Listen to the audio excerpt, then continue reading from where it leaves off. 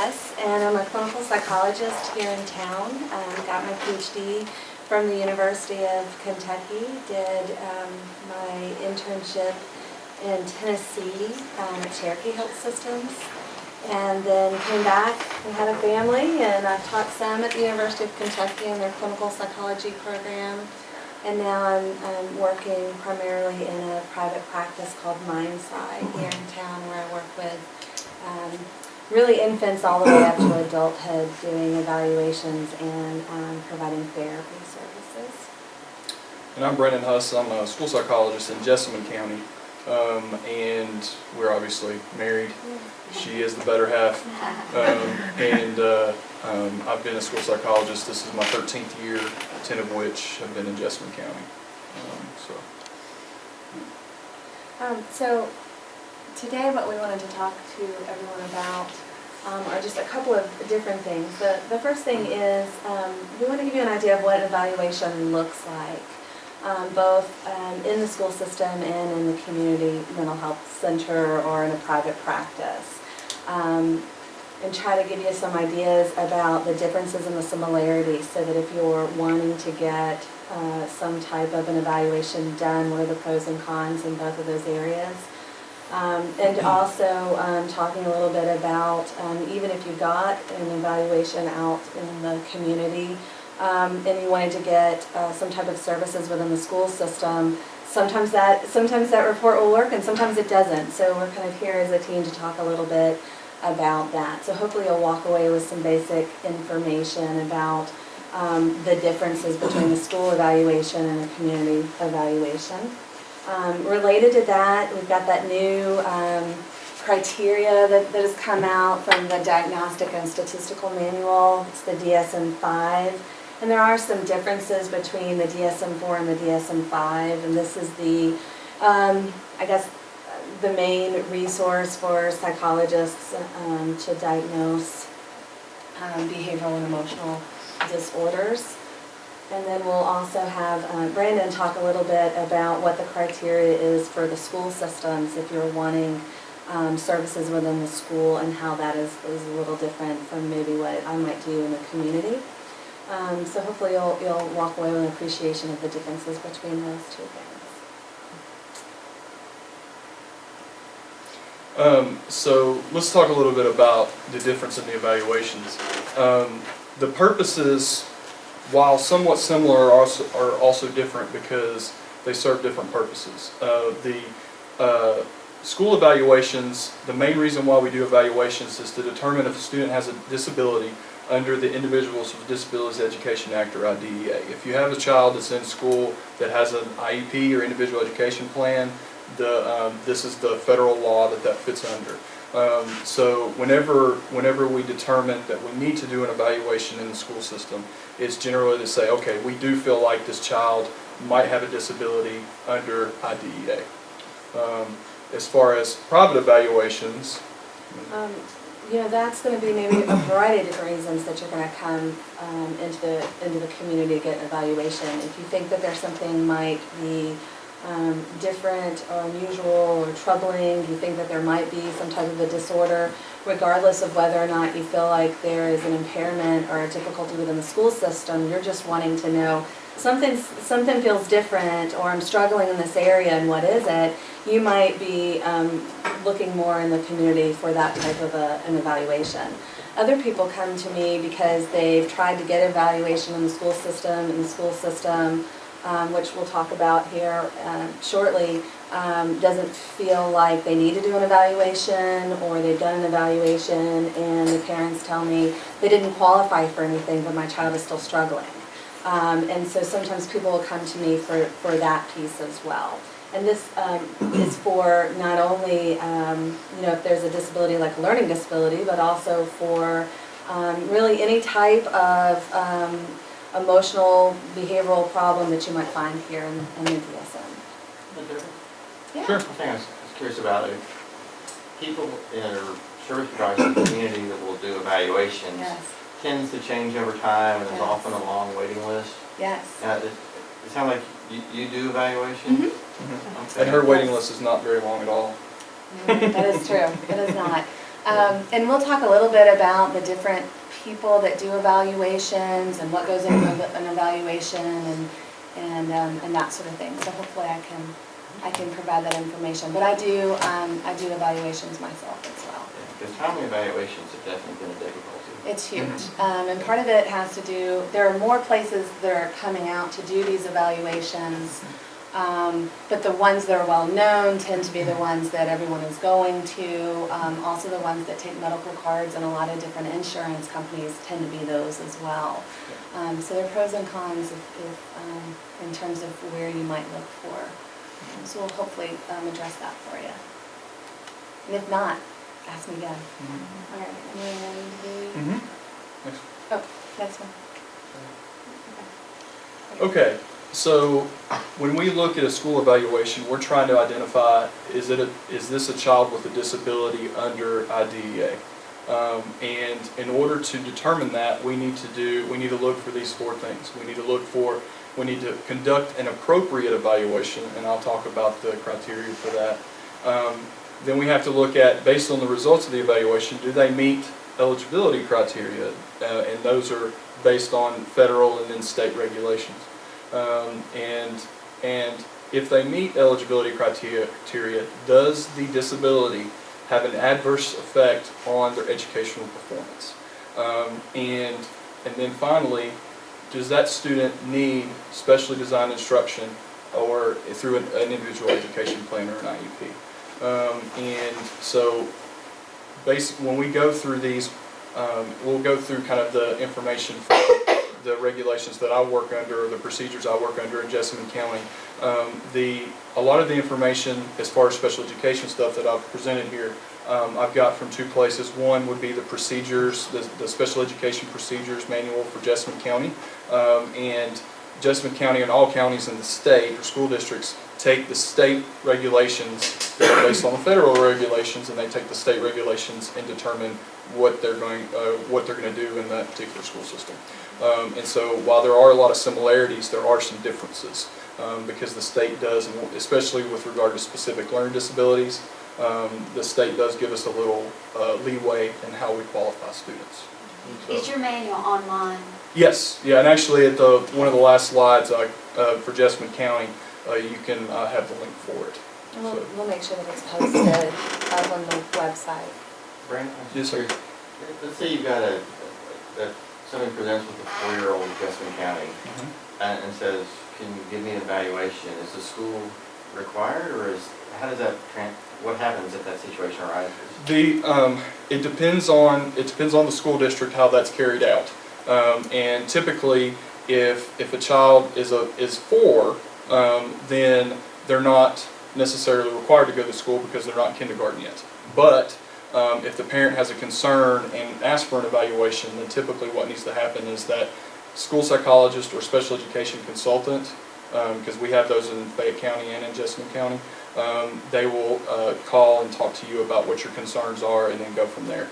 So as far as how it's handled, it varies by district. So, all right, Okay. next one. Okay, so what is an appropriate evaluation?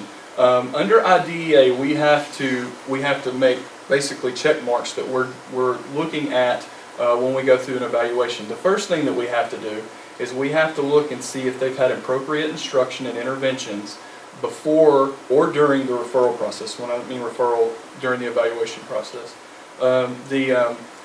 Let's say, for example, we have to make sure that the child has had appropriate instruction in reading, math, or whatever behavior to make sure that we're not qualifying a student as having a disability that hasn't had instruction. So, for example, there have been a few cases where I've had parents who have homeschooled a child for several years, and then they want to enroll them in school. They get enrolled in school and they struggle. And then we say, well, the teachers are concerned, and I'm like, I'm not sure they necessarily have a learning disability because I don't know what kind of instruction they've received in the homeschool setting. Sometimes that happens with some smaller private schools as well. So those are the things that we have to look at. The instruction and intervention services must be research-based.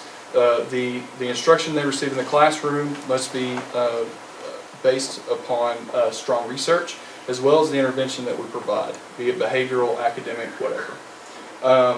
We also need repeated measures of achievement, and that would be things like, are we tracking, for example, if it's a issue with focusing attention in the classroom, are we tracking how often they're in their seat or out of their seat, how often they're calling out, if they're impulsive, and what kind of interventions have we put into place to see if that has an effect or a positive effect. Then data is collected and evaluated at reasonable intervals. How often we're checking to see whether or not the kids are successful based on the plan.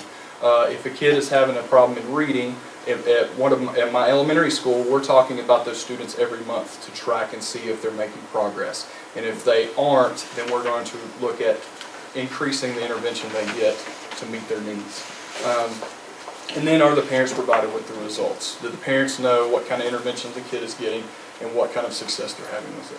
And this is really before a formal evaluation. Yeah, this is, or during the process. Is some of that, is that what RTI is considered? Yes, exactly, yes. Be it academic or behavior, yes. And the federal IDEA law, mainly, it started including this in the last reauthorization of 2008. And so as a result, each state had to determine what that looked like in their state.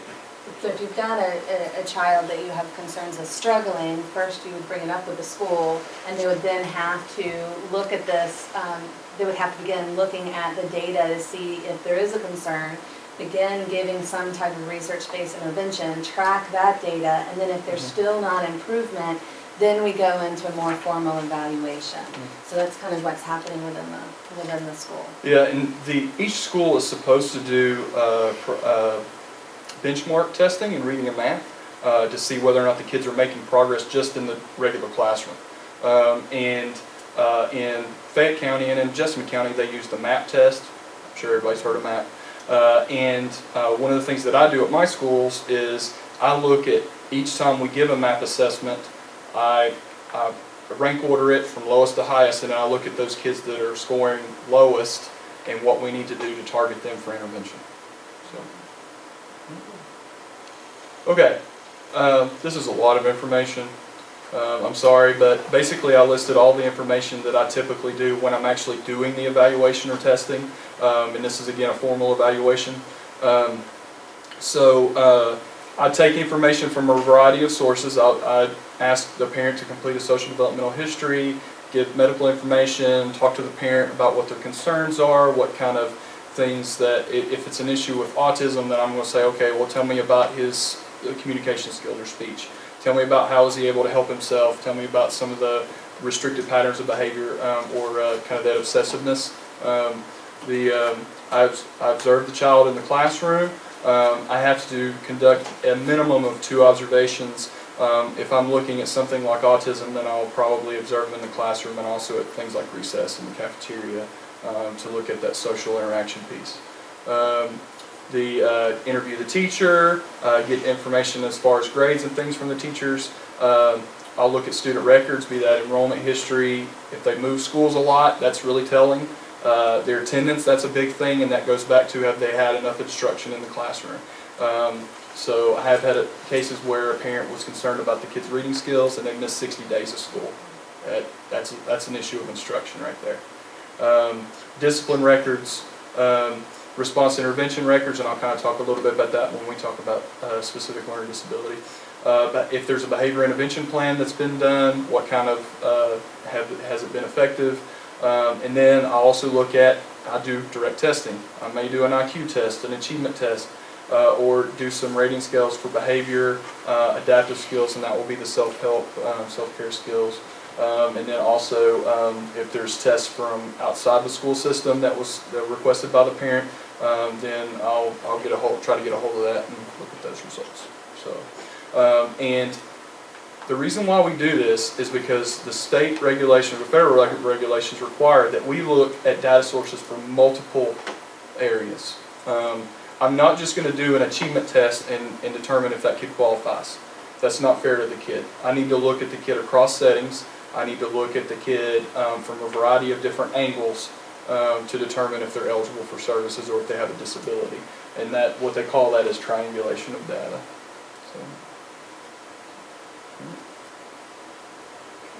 So the ones that look like in a community type clinic, and I think the answer to that, it varies based on who's doing the evaluation. It also varies based on whether or not they're going by insurance and what insurance will allow. So there are a lot of different things that go into play in terms of a community evaluation.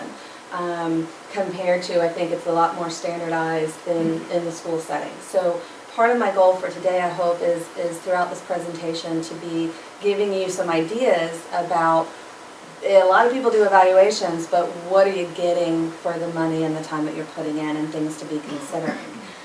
But in general, a lot of it is very similar. You want to get as much information as you can from a lot of different important people in that child's life, from a lot of different settings. So you're getting a broad picture of what is going on with this child, within the family, within the school system, and also peer related. Part of it also will depend on what the main concerns are. If someone's coming in really concerned with struggling specifically in school academically, then I might very well do some more structured tests, like an achievement test or an intelligence test.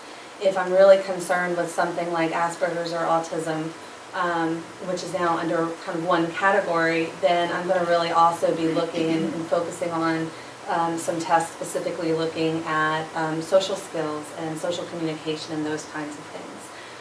But I think what you'll find is when you come into any type of a community clinic doing these evaluations, we're still going to get a very good detailed developmental medical history. We're going to get a good family history, academic history. I always tell people when they come to see me, bring as much information from the schools as you can, and don't worry, most of the time I'm going to actually get even more information from the school system, including things like days absent and tardy and those kinds of things as well, in addition to MAP test scores and specific information about the interventions that have already been done.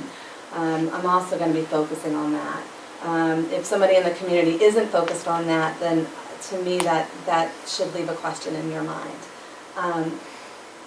Social peer history, again, kind of looking at that across the board, whether you're coming in for attention or you're coming in for learning issues, because when you're coming into a community clinic, we're not only wanting to look at school functioning, but we're actually looking at what kind of problems are we seeing here? How am I going to best classify this individual?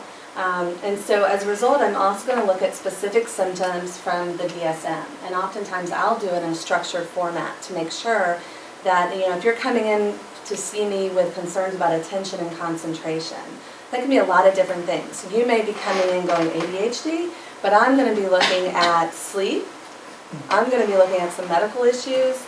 I'm going to be looking at anxiety, possibly depression, as well as ADHD. And so I'm going to be asking very specific, very detailed questions to see which grouping of symptoms best kind of classifies your child.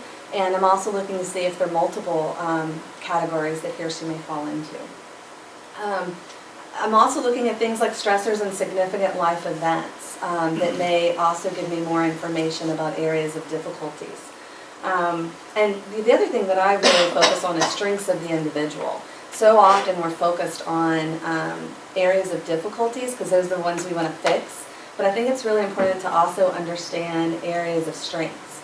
And that's also going to help me in terms of treatment planning and those types of things. Like I said before, if we're going to do some of those standardized, individually administered tests as well, like an intelligence and achievement test, adaptive tests, some neuropsych tests. I'm also going to give the standardized parent, teacher, and self-report questionnaires. There are a lot of different questionnaires that a lot of different people give, and I want to make sure that they're measuring, that they're reliable. They're measuring the same thing every single time I give them, and that we're confident that what that test is measuring is what we really think it's measuring. There are just a lot of different tests out there, and sometimes the reliability and the validity measures aren't that good. So we want to have a lot of good confidence in what type of questionnaires we're giving and why we're giving them. And then we also do clinical observations. Most of the time, realistically, in the community type office, we're doing that within the office. Sometimes we go and do it within the home. A lot of times, I might call the teacher or try to get, maybe if I have some concerns and I'm not sure, the school psychologist to do an observation in the classroom for me. And we're happy to do that, or at least we should be, I'm happy to do it, because I want to give that information to the person doing the evaluation to make sure that they have good information about school functioning, to help make a diagnosis. I have good connections. So Yeah. my boss is a school psychologist, I'm married to a school psychologist, so I usually will pick up the phone a lot faster than other people. And sometimes, in the gold standard world, and if I had the time to do it, sometimes I'll go and do it myself. Because I think it is important to get that information of observing that child objectively in the various settings. So you can see it looks very similar to what the school does, but it does vary within each, within each clinic or within each office, and there's various factors based on why that is. And some of that is a training thing too, what you say, as far Yes. as what you would do. Yes, if you're going to go see a general practitioner who's going to give out questionnaires, that's going to be different than if you go see a clinical psychologist or even a school psychologist versus a speech therapist. The training is really important in terms of what this looks like. Okay. I'm Sure, just go. curious, I'm really pleased with what you're saying. It seems like years ago when our son was diagnosed, you had to go to Kentucky Autism Training Center, or Right, there was a Louisville. clinic at UK. Yeah. Is it true that, I guess you're a psychologist, or that psychologists like yourself or general practitioners are now starting to diagnose without always sending to a specialist? Psychologists are still considered kind of under that specialty training. In terms of autism, I don't really know of any general practitioners who are doing that, but in terms of, say, maybe ADHD. You don't have to necessarily go to the autism. It depends. There's some pros and cons with that. So some of those clinics have a lot of different providers from a lot of different trainings, a lot of different training backgrounds. And so what's nice about that is you've got a really nice multidisciplinary approach. So you're gonna have the behavioral pediatrician that's gonna take his or her knowledge. You're gonna have the speech therapist that's gonna be able to do a really good speech piece, and you're gonna have a psychologist probably also looking at some of the social emotional, adaptive functioning and intellectual piece. And you might have an OT or maybe even a physical therapist. That's really awesome. To do that and have all those people work together and to give you the information. That is one way to do it. There are a lot of people who are, like myself, I don't work within that office anymore. And so it is just me. So if I have someone that is, they're coming to me for autism and they don't speak at all, and I really want to make sure that we have a good speech evaluation, and I'm probably going to have to coordinate with another speech therapist as well and kind of buddy up with that. Well, and I wonder too how much, because I know exactly what you're saying, because before I received some more training in autism evaluation. If parents wanted to look at an evaluation privately, I would send them to Weisskopf, because that was the only place I knew. And then when the Casper Clinic opened up at UK, now I'm sending them to them because I work with a lot of the students that come from that graduate program. And so I think there's more professionals now in Lexington that are starting to hang their hat out and say, I can do an autism evaluation. So that might be part of it too. But the question is, I think the important piece that you're getting at is how come? So what's your training, and what does that look like, and how is that different? And if they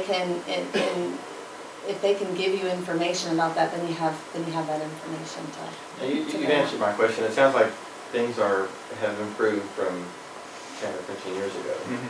May I I think there are interject? more places. May I interject? Sure.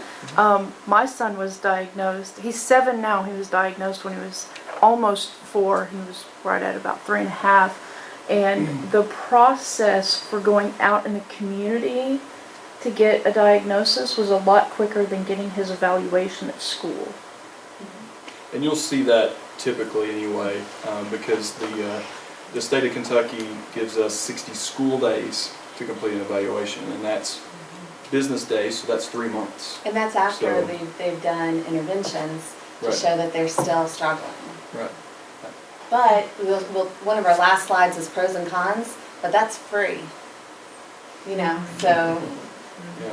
you know, there are pros and cons, I think, to, The state of the art in Kentucky, it's very varied, yeah.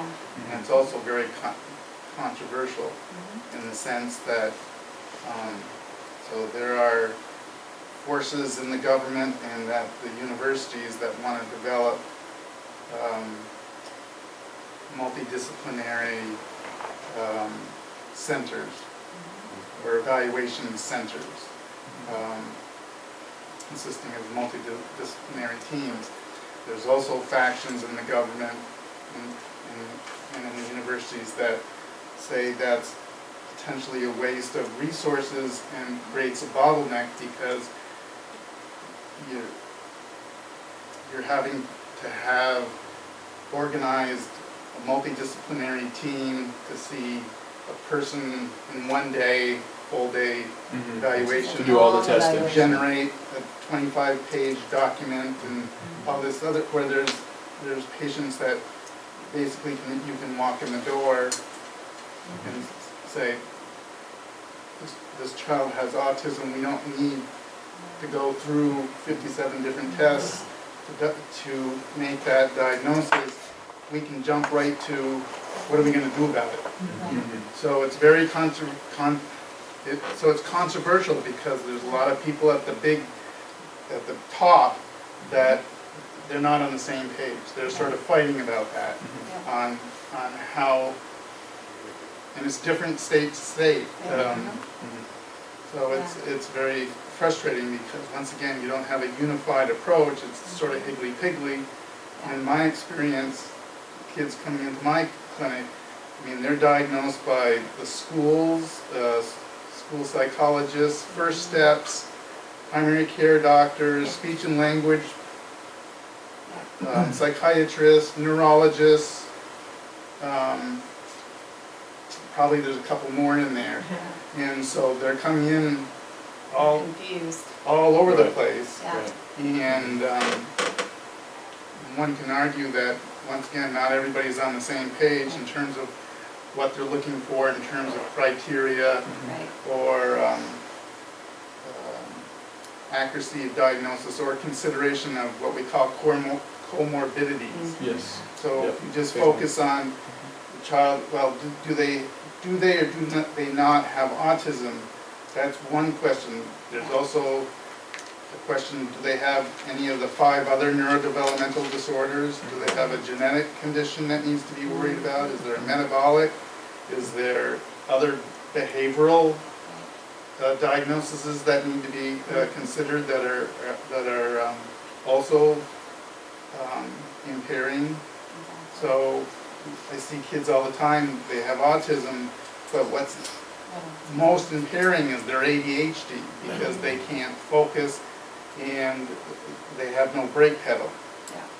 And so you can't even get to working on their autism because they're all over the place. And so in some venues, the child is not getting a multiple view. It's very focused. Oh, do you have autism or not? And it's missing 90% of the rest of the picture. And you have intimate knowledge of that because you're in a university setting, Well, right? in So, this training. well, right, that too, but And because you're so- at UK, right? So, right. And I think, so hopefully you'll take away with a lot of some of those same questions that we're going to be touching on is, you know, what exactly you're getting from an evaluation. And so hopefully you'll leave here knowing how to ask those questions and then how to weigh the pros and cons and what to do. So going along again with the, after we've completed the school evaluation, here are the things we have to look for. We have to look to see if there's an adverse effect on educational performance. There might be a disability, but if it doesn't impact educational performance. It doesn't mean that, it usually means they don't qualify for special education services. So just like, for example, go ahead. No, I'm gonna ask you, Go for go it. ahead, I was gonna ask you a question. Oh, you So- can. So I'm new from Vermont, Okay. so I've only been in Kentucky a year. So in Vermont, their IEP eligibility criteria was, as far as I can tell, much more formal. You had to have a diagnosis or a disability. Mhm. Then you had to be able to show adverse effect. And their Mhm. adverse effect was very well defined. It had to be shown in 3 different types of testing, and the child had to be in the bottom 15% of those 3. You had to show it in 3 different types of testing. Yeah, okay. Not the case here. Not the case here. No, it is more ambiguous, and the degree of impact, or the significance of the impact, which is one of the things that we'll talk about, is determined by the Admissions and Release Committee, or ARC. Anybody done ARCs? Yeah. To talk about the results of the evaluation, and then that group, based on what when they discuss the evaluation results, they determine how significant the disabilities impacting the educational performance.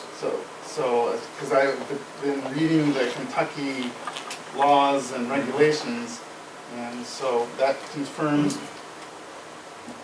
what I was getting, is that it's a lot more mushy here. Yes, or and- subjective. And it would be, Not that the other system is Right. all that perfect, right, but right. it's completely different here because there isn't any sort of benchmarks. It's sort of up to the art. Yes, exactly, Which exactly. allows you some flexibility to maybe get kids in, but sometimes it can also work the other way. Right, absolutely, yeah. And I'm not sure which way is better. Because I first worked in North Carolina, where for learning disability you had to have a 15-point difference between your IQ and your achievement. That was real easy. I mean, because But frustrating as a parent. yeah, and it was like, oh man, they're 14 points away. I'm sorry, they don't qualify. I mean, I'm like, come on, really? So there's more. We'll talk about the criteria, but there's more flexibility there. But at the same time, it does have a little bit more ambiguity. So, we have to determine whether or not there was a lack of instruction in reading or math. I've already kind of talked about that. And limited English proficiency. If the student can't understand English, they're not going to qualify for special ed, because, like, we had a student at one of our high schools recently move in from Honduras. Can't speak a lick of English, and there was a ESL teacher that asked if she could be placed in special ed, and the school psychologist was like, no, the kid doesn't know English. That's not fair to the kid. But we need to figure out something to help the student. Okay, so this is how the adverse effect definition was defined in my procedures. Means that the progress of the child is impeded by the disability to the extent that the educational performance is significantly and consistently below the level of similar age peers. And again, the ARC determines the significance of the disability's impact on the child's educational performance. So, all right, now we're going to talk about some different categories as far as disabilities go. So autism under IDEA. Here are the 3 criteria that we look at, and I have an example on the next slide of the actual eligibility form for the state of Kentucky. And I took this information from the eligibility form. So when we do the evaluation, we're looking to see if the child fits these criteria, and the answer is yes or no. So, do they have a developmental disability generally evident before age 3, all right, significantly affecting verbal and nonverbal communication? All right, yes or no. Has a developmental disability affecting social interaction? Yes or no. And all these things, or these first 2, have to be present to be eligible.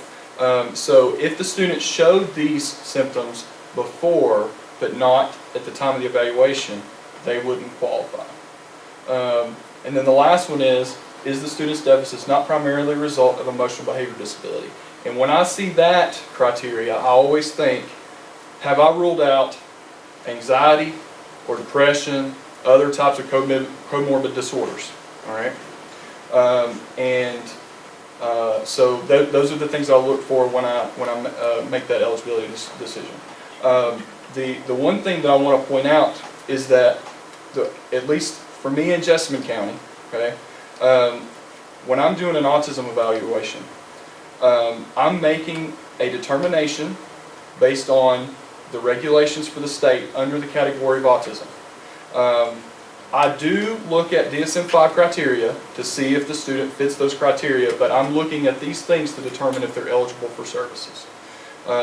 So if I were to qualify a student under autism for special education services, I'm not making an official diagnosis that can be used outside the school system, okay?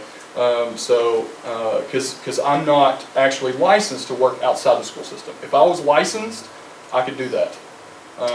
But my wife here is licensed, all right? So she can do that, but we don't have to have an official diagnosis of autism in Kentucky to be able to determine a child eligible for services under this category. So. There are other categories that you Yes, need a that we can diagnosis, definitely, yeah. but for autism, you do not. Right. Okay. And then there's the... Here's the eligibility form, and it looks really, really bad. I'm sorry, this was like the most worst thing. I took a picture of each page and I threw it up here, so it looks bad. But on the last slide, it has, there's a link to the Kentucky Department of Education, and you can look at the different eligibility forms for all of the 13 categories under IDEA. All right, so what do I do? Well, I'm going to go off of what I'm trained in, what I'm licensed to use, which is the DSM-5. We're still in this time period where you can use the DSM-4, but the DSM-5 is coming out, and in terms of autism, they're a little bit different. You know, the DSM-5 now has taken autism and, as you guys probably know, autism and Asperger's, and they put them under one umbrella, whereas the DSM-4 had them separated out. So the criteria is kind of considering both of those, and you'll see how the criteria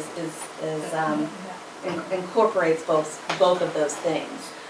So when I do an evaluation, I'm basing it on the DSM-5 criteria, and then when I'm writing up my report, if you as a parent feel like you're wanting services within the school, then that's when you take it to the school psychologist, and they read that report and they look at what I've done, and then they see if that information meets the criteria that they need in order to give special education services.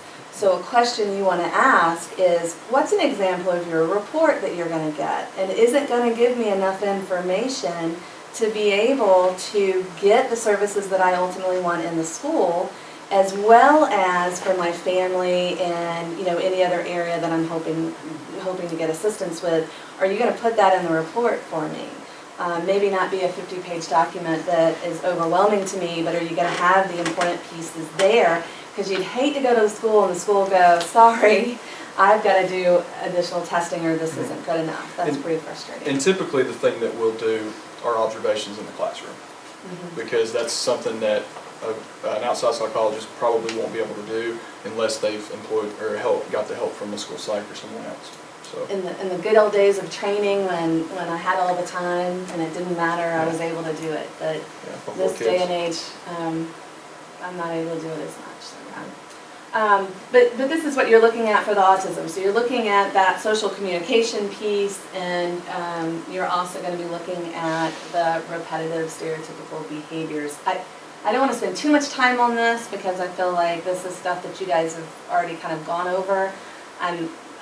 It's going to be available. I'm happy to talk more in detail about it.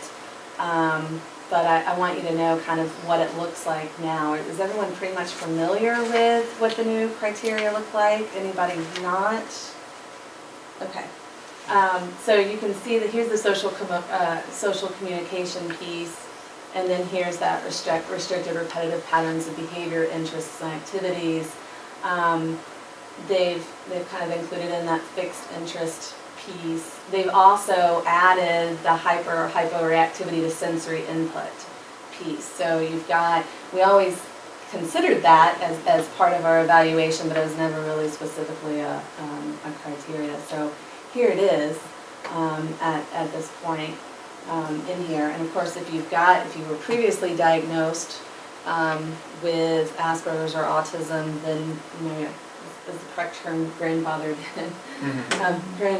into this. They have developed another category that if you have the social communication deficits, but you're not showing these restricted, repetitive patterns, they have this new category, and I think there's a lot of debate about this new category, and I'm curious to see over time what happens with this category. But it's the social I'm trying to remember what it is now, pragmatic disorder. So it's just, I really struggle with that give and take of communications, maintaining communication, using my nonverbals, my facial expressions, those kinds of things. But I don't have any of this B part. So you're saying they're not calling that autism? No, that's a whole separate category. If you just present with the A in this and not the B, then they have like a whole another category that you're correct. It's not autism spectrum disorder. That's all. Okay. So you have to have something. In order to get criteria for autism, you have to show both of these. Okay. 2 out of the 4.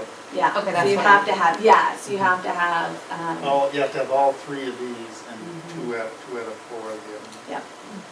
And it points out the difficulty, because if you go back to his slide on what he has to do to get qualified under his school, they don't match. They don't match. Right, and part of that, So it goes back to like something that showed up before the age of 3, well, that's not always apparent. Verbal and nonverbal communication, so you have, especially the highest functioning kids, do not have delays in communication. So that causes, I think, a lot of teeth gnashing, because you go to the doctor or the psychologist or whatever, and that's their criteria, but then the school's going by a different set of criteria. They don't always match. yeah. And I think the thing with the DSM-5 versus the DSM-4 is they're beginning to start, I think, to consider, especially with learning disabilities, a little bit more of the criteria that the schools have to go under, and they're also beginning to say in their language things like the age criteria for showing up symptoms is a little bit later, or they're specifying that the symptoms are only showing up once your coping strategies or your skill set has been maxed out. So you might be really, really bright and not really show any symptoms or difficulties early on, and until there's more demand socially and emotionally, or more abstract thinking, and you're starting to show the deficits then. Like in middle school. Yeah. Yeah. So but are you, I'm sorry, No, I'm you're just trying fine. to figure this out. So you're saying if you have this you have a autism diagnosis, like our son does, Mhm. it's it's never taken away, like that's there. Well, and like, do you see, like, if you don't, I'm looking at that second slide and I'm going, he doesn't do that, but he does this. So if I go see someone else, are they gonna say, wait, he's not, after we've accepted that he has and we're fighting to get services? Do you see? I see what See you, what I I'm see what you're saying? saying. Like, So where do you that's sit? Yeah. That's a huge problem, Mhm. because things are not static, things Right. change. And so there's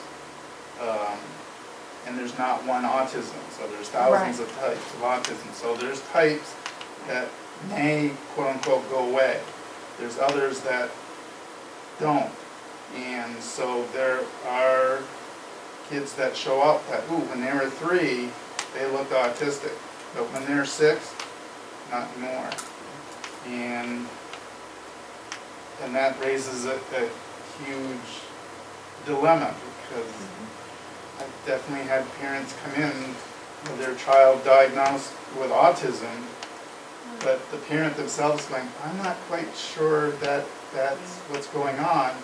You do the whole evaluation, go through everything, and go, no, he doesn't fit. And the mother goes, I thought so, but oh my God, I'm going to lose all those services that, are making a big difference in how he functions. And I think too, the other piece of that is, when were they diagnosed? Who did the evaluation? What did the evaluation look like? Right.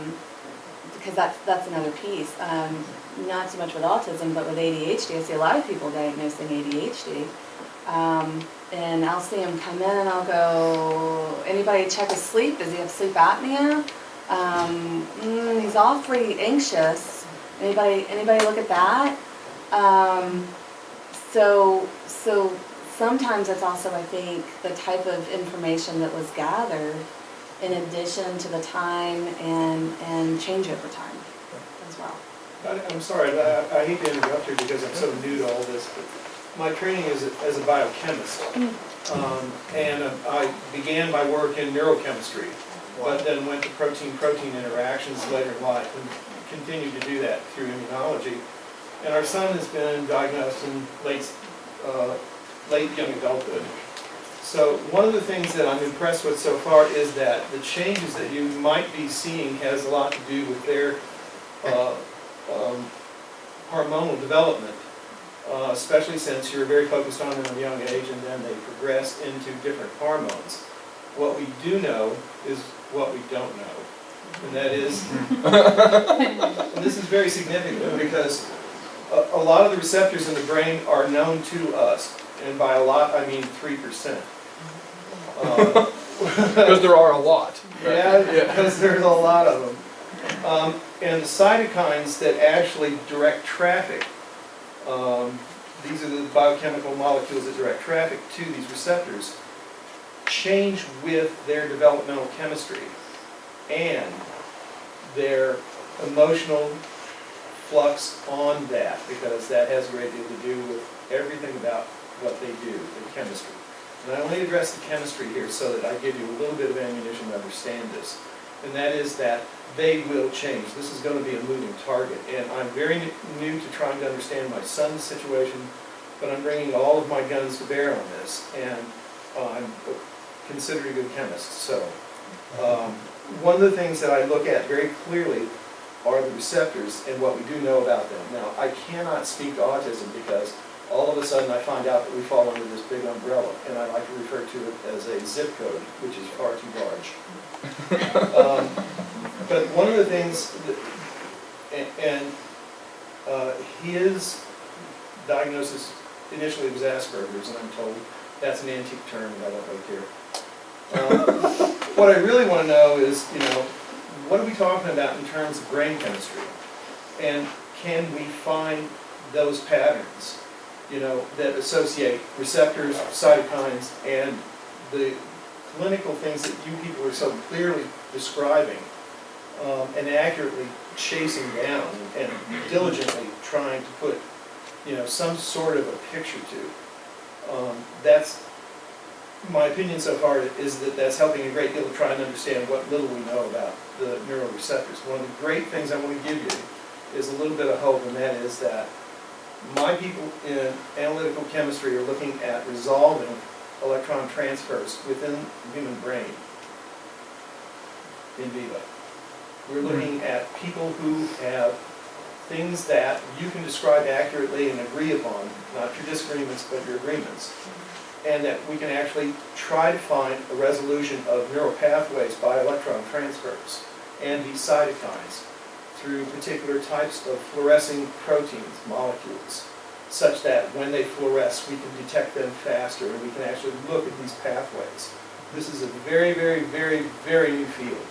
And I unfortunately just retired, and now I'm getting back into it. Yeah, well, it sounds like you need to. Yeah, but I'm trying to give you a little bit of hope and understand that this is going to be a really long pathway.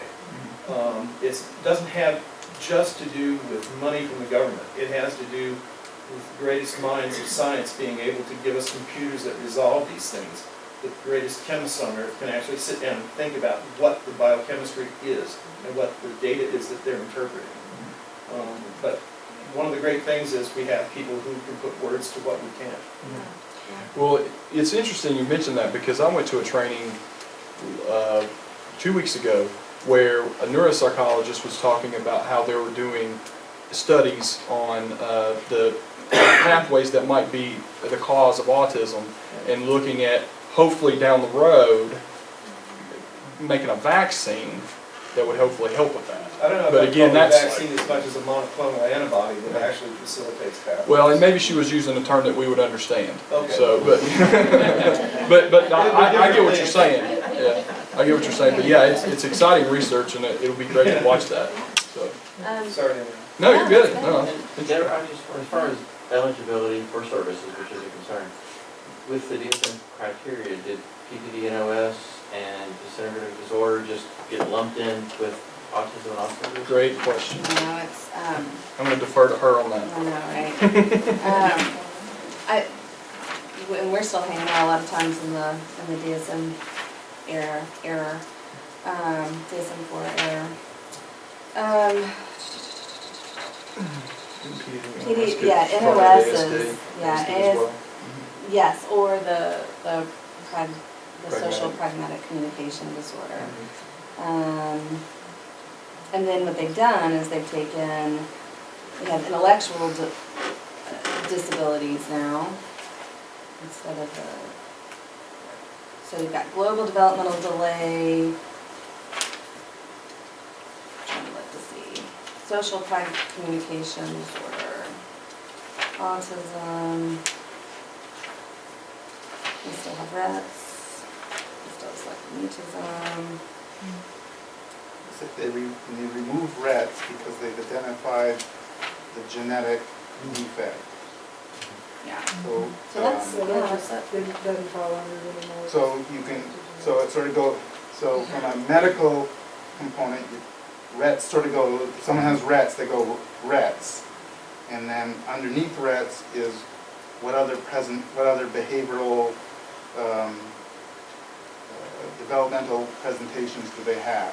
Do they have speech and language, do they have motor, do they have whatever?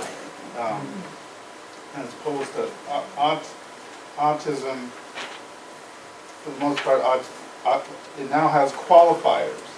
So when I diagnose someone with autism, I put in, or I'm supposed to put in according to the DSM-5, is it associated with an intellectual impairment?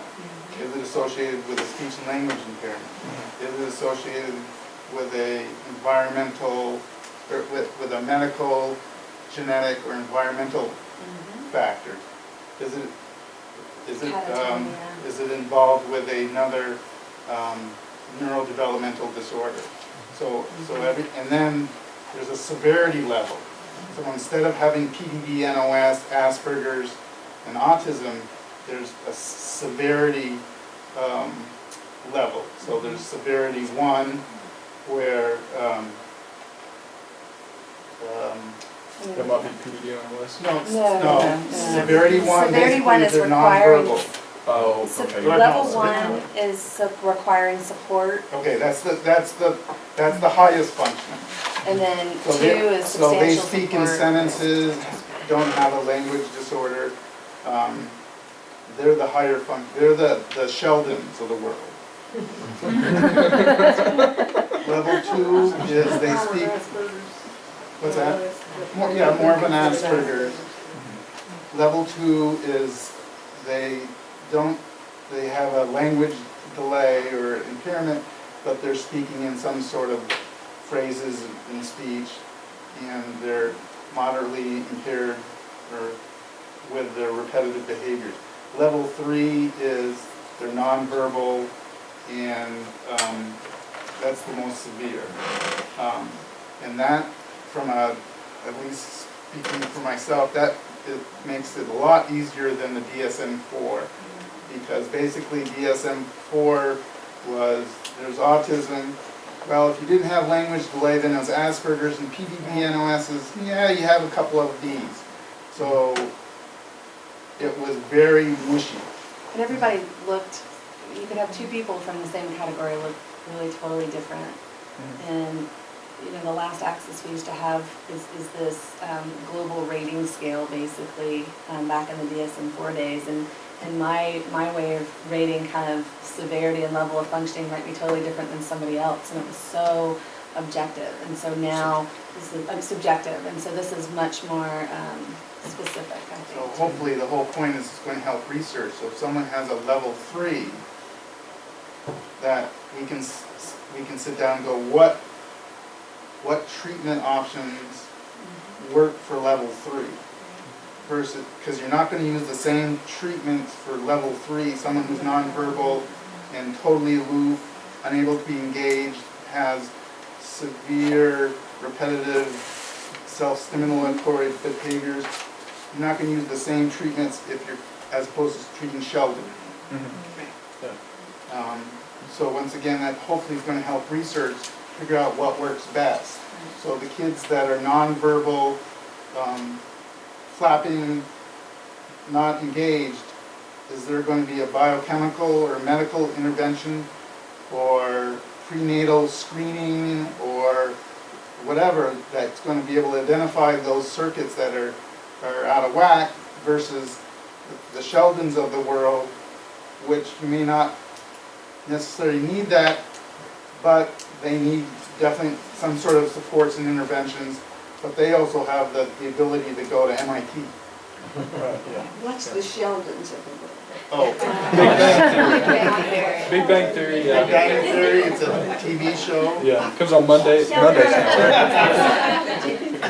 Okay. Well, it's a story of 3 They're like very, very high. yeah, socially awkward but very, very smart. We're taught in medical school that MIT and Silicon Valley are safe havens for people for Asperger's. We've got 2 other categories that are for We'll try it. disabilities. As far as under special education law, other health impairment is a category where if your child has ADHD, they may qualify for services under another health impairment, depending on the severity of how much the ADHD is affecting them at school. But it also includes a lot of other disorders, a lot of medical things like AIDS, if that is a factor, asthma. I had a child who I evaluated a long time ago who had substantiated lead poisoning, and that caused a lot of cognitive and speech impairments. Leukemia, cancer, all sorts of different things. And these things are, and these are the criteria that we look at. And we have to have a medically, or either medically or some sort of diagnosis, mental health or medical diagnosis to substantiate looking at this category. I'd like to add one to that too. That would be profound.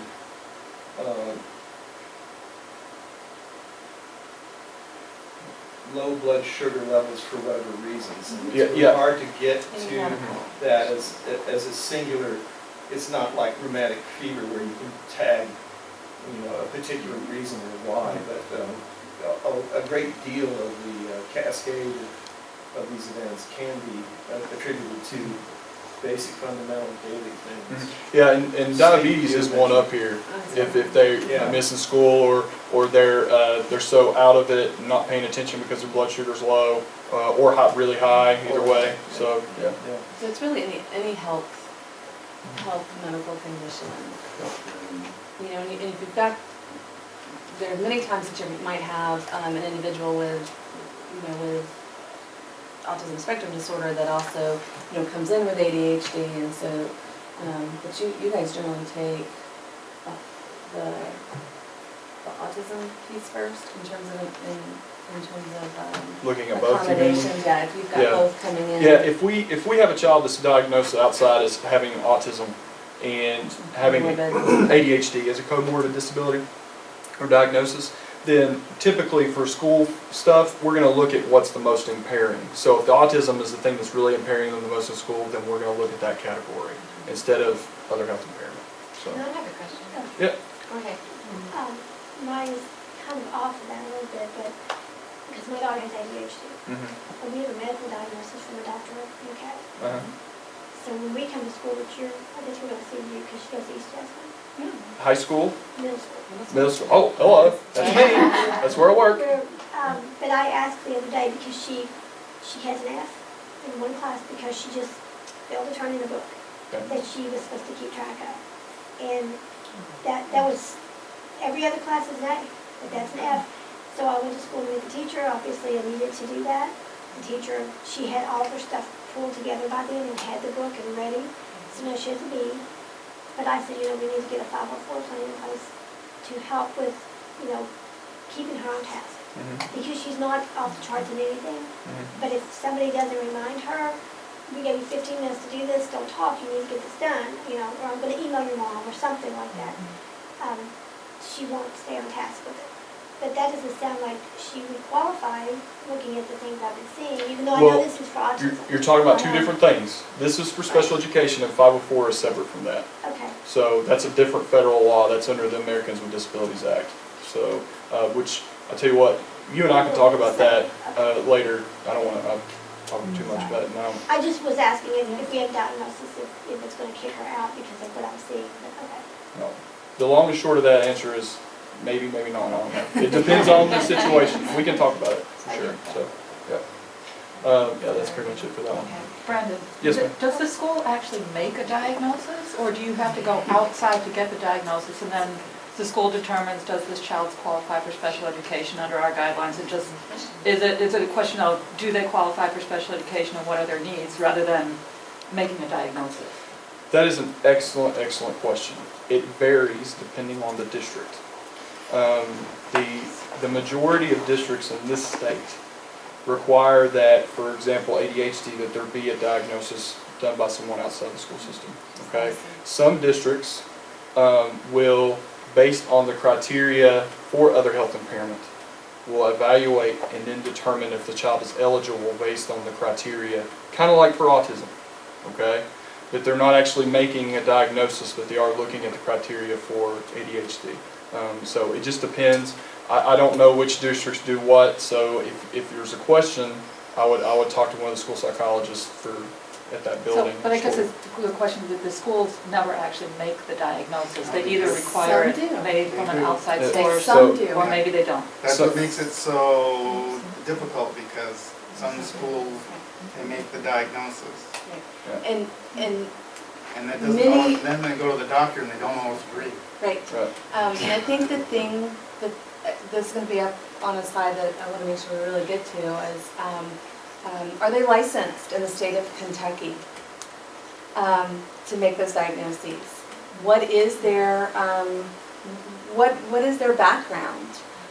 Is this somebody that has clinical training in making these diagnoses and differential diagnoses? To look at other comorbid. To look at comorbid disorders, and are they depression. doing that within the school system if that's what they're doing? If they're making a diagnosis in the school system, what are they doing? You have people who may be working in a school system who are licensed in the state of Kentucky. They may have a PhD and they may be very well trained in those areas. That's different than someone who is, you know, I mean, Brandon who is very knowledgeable in the school psychology aspect, but less of the training in differential diagnosis, and he's not licensed in the state of Kentucky.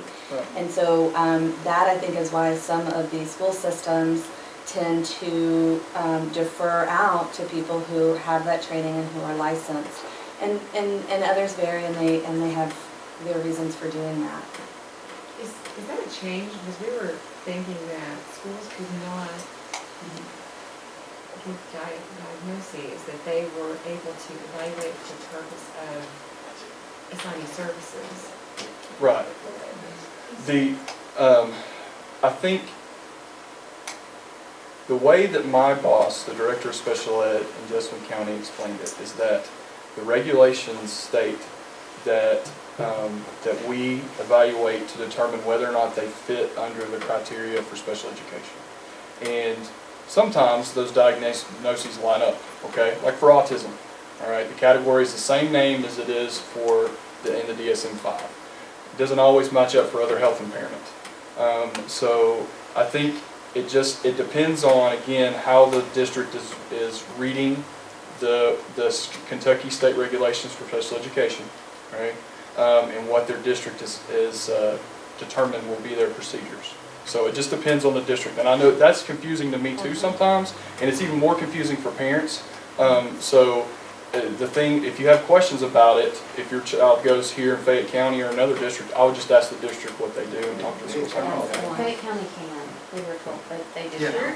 They did. Wow. Yeah. That's perfect. That's Yeah. But didn't you say that that only counts for within the school system, within, Well, I mean, they can diagnose for certain. well, they have a big autism team. Evaluate. like if the school diagnosed They me, haven't and then the yet. insurance True, company's but not gonna listen to the she- school, Well, right? that's exactly right, and my understanding is that did not they will diagnose take that us. evaluation, and then they will send it to the doctor who then will sign off Yes, on I it. happen to disagree. And then if that is signed off I'm in on a it, real ethical then there you dilemma go. because Yeah, and we know. or it's gonna be a pickle because if I tell the parent, gee, I don't think that's the right, things aren't gonna go well. It's a matter of the training and what they do, and We got a diagnosis and then the school just said, okay. Well, and so, this, and you had a question, sorry, go ahead. That's okay. Back to this low legislative comment. This is all new to me, so everything I know is based on the net. So as far as medical testing, do you do any thorough blood work to determine anything about autism? Well, Because I read, like, they're usually testing high for minerals and metals, and does any of that that's why we play pick, anything? that's why we kick to the behavioral pediatricians and try to do any other additional lab work, medical tests, those kinds of things. So if you're in my position, where is the best place to start? Because I am on it. How old is your son? He's 4.5. In a place like UK or Louisville or EKU, in my opinion. That's- So take him, don't do an eval Well, we're with saying- someone like this. Yeah. I want to know We'll what the. kinda, we'll try to get there. Okay. If I were We'll talk you, more about because your son is 4 and probably not in school yet, I would start with the autism place in Louisville. But you will.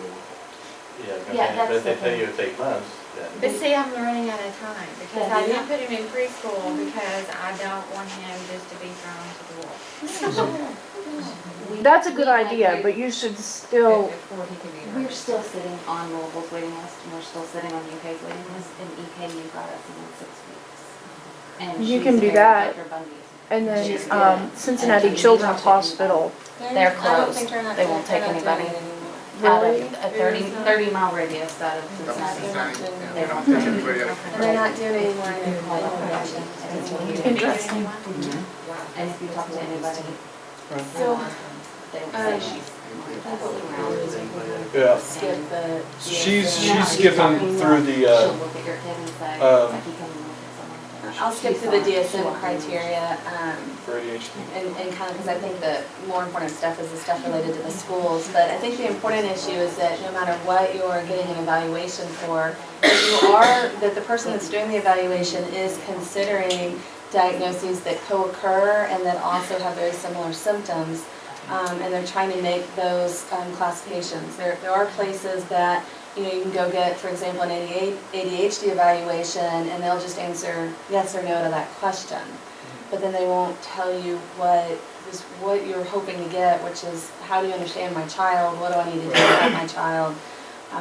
And so it's important that all of these different issues are being evaluated, and that's also another thing to take into consideration if the school is doing the evaluation as well, is, whoever's doing the evaluation, are we considering all of the different comorbid or co-occurring issues that occur? Yes, I think so. Nope, wrong way, sorry, my bad. Okay, another area of eligibility for special education is an emotional behavior disability, and I'm not gonna belabor all these points, but this is the other area that I might look at for a student that's having behavioral and/or issues related to severe anxiety or depression. And so if you look, deficits in social competence, deficits in academic performance not commensurate with the student's ability level, pervasive mood of unhappiness or depression, or a tendency to have physical symptoms or fears associated with school. So that gets into the anxiety piece. So those are the things that we look at for that. And this is one that, if you've got a child diagnosed either with any type of an anxiety disorder or autism, Asperger's, really anything, and it's the emotional distress in terms of when they're going to school or getting upset in the school system, and you're wanting some support within the school. This happens a lot with separation anxiety or generalized anxiety or social phobia, and you see the kids that are clinging to the car. That's just miserable, and they're having to be kind of pulled away. If that's happening and you feel that within the school system they are not putting things in place to help ease that transition, that's when I encourage people to seek an evaluation and seek treatment with somebody in the community for that particular anxiety or emotional issue, and get some assistance with that person, making sure that they are getting some interventions within the school setting. I think this is the area that I find all too much is really, it's really concerning for me. There are tons of children that really at this point, maybe even for kindergarten, haven't even adjusted yet. And they're still just crying and having these meltdowns, and at this point their teachers and their staff that might be getting frustrated and angry, and if the school isn't coming in and working with the parents and encouraging you to get some therapy and coordinate between the therapist and the school to help reduce that anxiety within the school system, then I think that's kind of a shame. So I send a lot of people, I work a lot with my clients, especially my therapy clients, on working with school psychologists to help with those issues within the school. And oftentimes I think sometimes schools don't necessarily tell parents. They might say, take the child out, they're not ready for kindergarten yet, or those kinds of things. And if you hear those things and that doesn't make sense to you, there are evaluations and therapies that can be done, and they can work with the school system to do some type of interventions within the school system for that. That was my small soapbox there for my little anxious kiddos that I work with a lot. But there are a lot of different anxiety disorders that co-occur with issues like ADHD or autism or Asperger's, and some that look like it but are their own issue. And so I try to put all of this up here in this summary from the DSM, but because of time, we'll kind of skip to this, and then I can answer questions later if I need to. Okay, for a specific learning disability, this is what it says. This is the definition in the procedures for Jessamine County, and this should be similar to other counties as well. So basically, what we're looking at is we look at the student and see, is there a difference between what we expect them to be able to do based on their IQ versus their achievement? And if there's some sort of difference there, and if they're not making progress in reading, writing, or math to the point where other kids are over a period of time, then they might have a learning disability in those areas. Okay, here are the different areas of learning disability based on the federal regulations. When it was reauthorized in 2008, reading fluency was added as an area, and part of the reason behind that was that there was so much research behind reading fluency and how it affected students in school, especially with regard to reading comprehension, because if the student is trying really hard to read words and they're only concentrating on reading those words correctly, they're not going to remember what they read. Alright, so, okay, there are two main ways that the state of Kentucky can determine if a child has a learning disability. The federal regs said that you can use one of two models.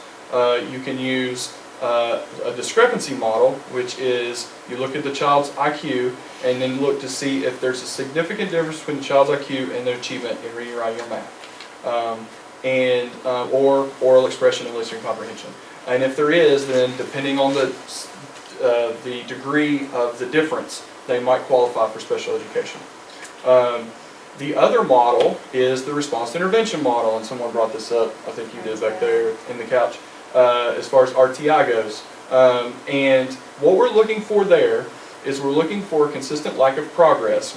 If we identify that the student needs intervention in reading, writing, or math, and we do the interventions and we track their progress, usually about either every other week or every week. And we want to see if they're making progress. And if they are, great.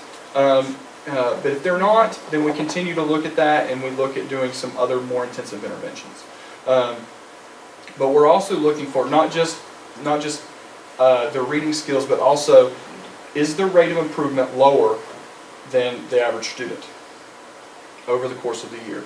And then we need to do testing to verify that the presence of a learning disability to see what the student's strengths and weaknesses are. Okay, next. Here's an example of a third grade student. Again, mock data. For a third grader, this is data for reading fluency. So how many words can the student read per minute correctly?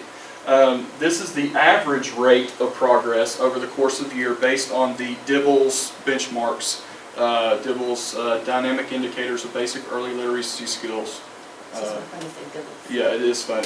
And when we dibble, we say, "Do you dibble?" So I keep telling the guys, or my principal at the elementary school, I said, we have to have t-shirts. You got to get us t-shirts. Anyway, basically, we start here at the beginning of the third grade. The benchmark is at about, I think it's a 70. And then we work our way through the course of the year, and at the end of the year, we should be at just over 100 words per minute. It's hard to see with these lines for the center block. This student, if this was a third grade student, this is their learning checks each week of how many words they read correctly within a minute on the DIBELS assessment. And we're tracking those and graphing them here, and then we draw a trend line to show, okay, we want the students, if they're receiving intervention, we want to see that the trend, kind of like the stock market, what's the trend, all right? We want the trend to go up, and we want it to eventually catch where the average kid should be, all right? And if there's a gap and it looks like it continues to widen, then that child may have a learning disability because their rate of progress is not close to what the average kid is. And the DSM-5 is a little different than the DSM-4. The DSM-4 used to have it separated into a reading disorder, disorder of written language, and a math disorder, and now they, again, put it under an umbrella of specific learning disability, and then you kind of specify what area, and then you can even more, you can specify even more in terms of whether it's reading fluency and those kinds of things. And what they have done is again, this is kind of new to the DSM-5 and goes along with the school systems. There's the difficulty despite interventions targeting. So if you're getting an evaluation outside outside the school system, you now have to document somehow that they have that deficit as well. So, it's very similar to, actually, this is probably the most similar, I think, criteria as well. Yeah. And this kind of goes back to autism, where you, in the community, based on the evaluation, you may be diagnosed with a specific learning disability in, say, reading. But you may not qualify for special education services because the severity of it is not as significant as it needs to be. So it just depends. And someone in the community may give you a specific diagnosis, like, I know there's some people in the environment, in the community that might say dyslexia, and then they might be confused as to why then, when you're looking at the criteria, if that still falls under that umbrella of reading disability, and so people get confused by that, but it's still under the same umbrella. So I think that's important to understand. Okay, this is kind of, so what do you do? What do? You need an evaluation. What do I do? Do I go to the school? Do I not go to the school? Do I go in the community? If I go in the community, who do I go see? And I think it varies depending upon a lot of different factors and things to consider. And I'm not certain there's one right answer for every child either. So I think you gotta, again, kind of weigh the pros and cons. I'll kind of jump around for a second. The first one I think is the time frame. That's the most straightforward. Again, the school has a system, and that's, once you kind of enter in that system and you're tracking interventions, and then if the interventions fail, then you have to schedule a meeting, and then once you schedule a meeting, they start the the evaluation process, and they've got, the 30 school days. 60 school days, and so then you start thinking, oh gosh, I hope I get that done before November, because I got a 2-week vacation in between, and then you still got to meet, and you still got to come up and have your meeting and set up the accommodations. So you're looking at, months, if not a whole semester really, of time before you even get started on interventions. That's something to consider. A lot of these multidisciplinary clinics that are out in the community, they also are, 6, 9 months, 12 months. It's that standard, when you ask the construction people how long it's going to take to fix your house, and they go 2 weeks, and it's always 2 weeks, and you feel like that's kind of what you start to hear from these larger places. And then there are newer places and other people that are single practitioners that can do it, and maybe even in conjunction with another professional. So you have to weigh that. Cost is another issue. There are more places. For example, I no longer take a lot of the insurance. I take Anthem, but I'll do a sliding scale fee sometimes, or at least a flat fee, depending. So it doesn't matter how many evaluations or how long it takes the child to finish. There are places that are going to take medical cards and all insurance, and they might do an even better sliding scale fee. Those are the places that are packed. And those tend to be the ones that I think have some students doing it. And they tend to have more professionals, or they're within the hospital settings or the school settings, because they can afford to do it that way, and still pay the bills. The costs of some of the protocols are outrageous. The ADOS was thousands of dollars just to buy it, and then I paid $600 for my $500 for my training, and I mean the amount is astronomical when you look at also trying to pay the babysitter and have some money to eat off of. It makes me cry. But also being able to provide a service, and so I think those are realistic.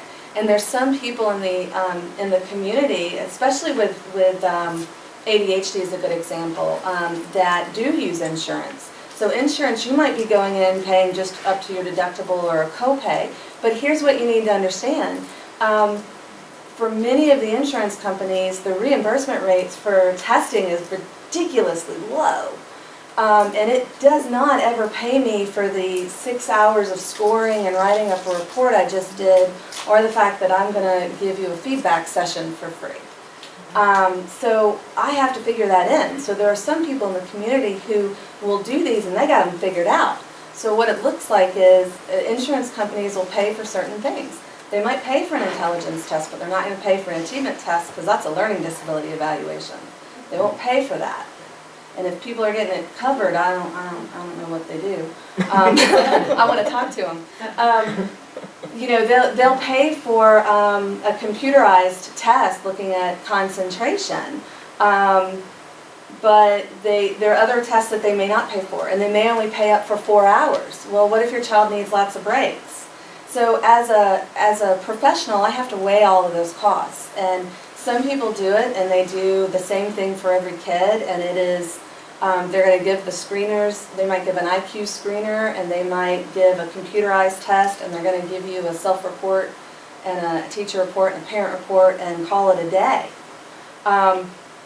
So here's, and this is the discussion within our community as well. Well, what's the research say? Well, there are pros and cons, and right now, in some respects, that's fairly reliable. But here's the thing with ADHD, you haven't ruled out a learning disability, and 50% of kids with ADHD also have a learning disability. So I just did an IQ screener, but did I get at everything I needed to know? So I take the, when I was trained and it was the, the dream world, I'd go in and I'd do the beautiful school observation myself, and I would do a full battery of an IQ test, and I'd do an achievement test, and I'd look at working memory and all this stuff, and go ahead and evaluate for a learning disability. I still lean towards that in my practice, but I have to then consider, how I can provide a service and still pay for everything. So when you're talking to somebody that you're going to go see in the community, I think it's important to say, what's the cost, and also, what are you doing? What are you doing? And are you just looking at ADHD, or are you looking at, you're coming in with these problems, these symptoms, I'm going to start there and then go across the board. That's important. And you know what, in all honesty, sometimes the school system, some of them do diagnose, some don't. What's my overall goal there? If I don't necessarily need a diagnosis, I just want my kid to do well in school. I just want those services. Well, maybe I am going to go to the school because frankly it's free, and in some cases it's also going to be maybe just as long as one of these multidisciplinary places. But if I'm really concerned, I really want to make sure that I'm getting that really broad evaluation, considering all these different avenues, then maybe I do want to go out in the community. So I think you have to weigh those things. I mentioned before, training and experience of evaluator. That goes within the school system and outside of the school system. And so there is some beauty behind the multidisciplinary evaluation, but what all do you need? What do you absolutely need? And I think there are, I wouldn't do the evaluation if I didn't feel like I wasn't trained in doing it. But I also recognize my limitations if I've got someone that's struggling with speech therapy, or I really need to get them hooked up with a medical doctor as well. So I try to work within the community to do that as well. Treatment recommendations, again, am I just wanting school, or am I wanting a broad range? If I really want to know what's best for my child in the home setting, peers, and school, then is the school going to give that to me, or is somebody else going to do that for me? And that's the question to ask the school and the person doing the evaluation. What information will I actually receive in the psych report? Because there's some people who have been out in this community for a long time, and I'll tell you what, they're very knowledgeable in what they do. They've been doing it a long time, and they trained most of my my colleagues back in the day. But at this point, their reports are 1 to 2 pages, and they don't provide me a lot of feedback and a lot of information. That's not helpful. Or a lot of information that school can use. Right. So asking, are you going to give me information that's going to document that I have a learning impairment that the school will need?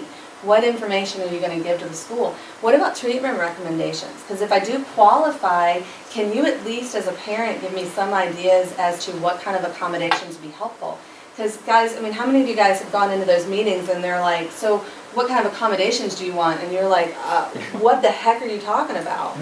So I think that that's important, is, your evaluator should have some working knowledge of that. And we also, at Mindside, which is different than I think a lot of other places, we actually have someone on staff that basically has that school psychology degree, and they actually can buddy up with you and either help you with that piece, go to the meetings with you, help you with those accommodations. And sometimes if I have a client we're having trouble with the accommodations in the school, she'll actually go into the school for me and do those school observations, or work with the child in helping to generalize the skills into the school. So, having that support and that information is helpful. I put confidentiality at the bottom because, remember, the report that is done in the school system is in his or her educational record.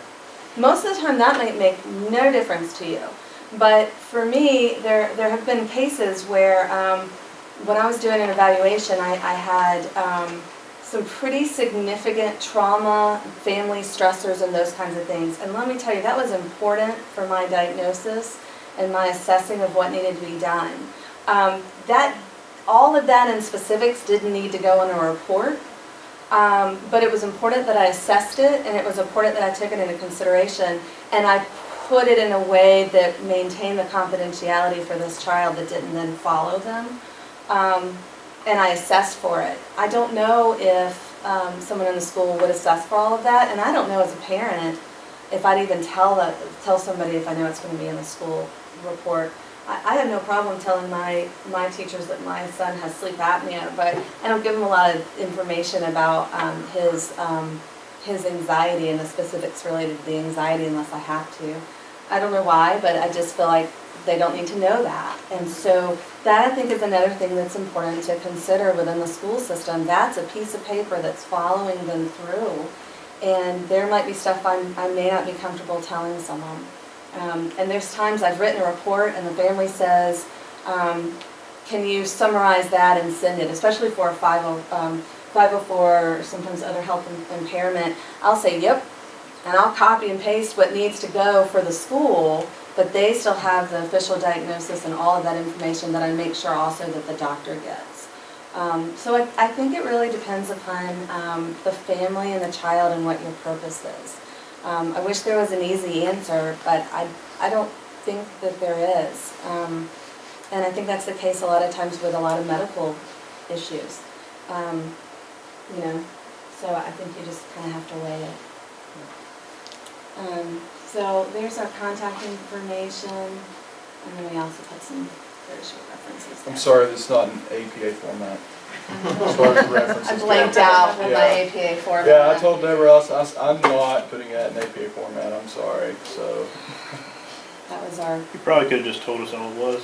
Yeah, well, yeah, like, if and you, that would have been, that's beautiful. yeah, like I said, the information for special education stuff I got from the, either from my Jessamine County Special Education Procedures, where there is the website for that, and there's a link for the procedures on the right, and then special education forms and policies that I got on the special ed section of the Kentucky Department of Education Well, website. this will be available. You guys are welcome to put it up on the website. So, It's there, And just all of it's there.